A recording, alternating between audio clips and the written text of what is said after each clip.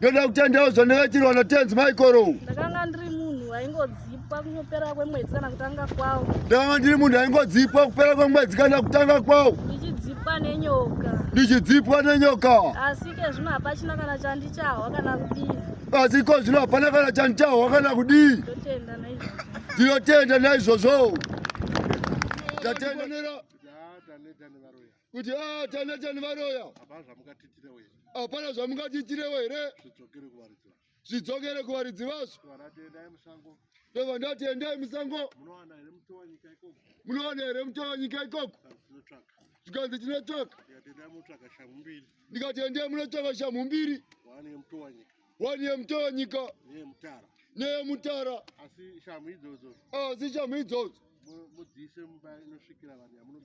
mudziise mumba inosvikira vanhu yamunobikira. Saka vari kuti taisa shamhu idzodzo. Next door yakauya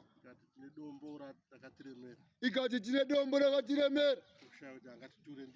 Tiri kushaya kuti angatiture ndiani. Kwakusiri kushaya kuti anotura ndiani. Asi vaitaura kuti izvo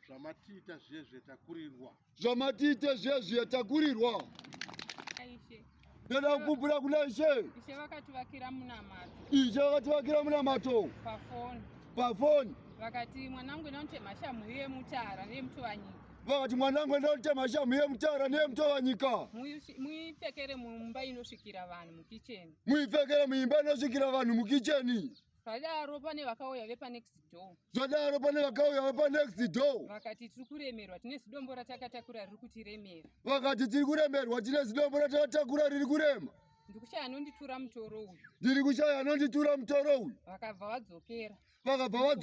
Mukubva pamba kwavakaita vakanosvika vachiti murume achishaya makuseni mukadzi achishaya manheru. Mukubva pamba kwavakaita vakanosvika vachiti murume achishaya makuseni mukadzi achishaya manheru. Faro kwamure.